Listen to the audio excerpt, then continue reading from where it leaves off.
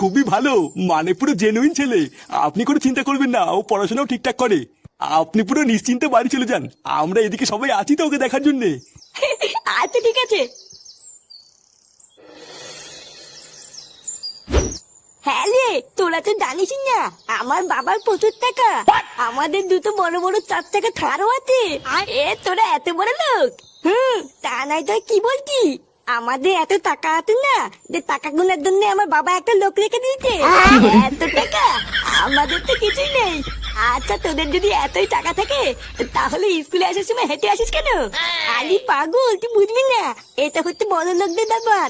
সব সময় কি গাড়িতে আসলে হয় নাকি? একটু হাঁটলে শরীর ভালো থাকে, জানিস না?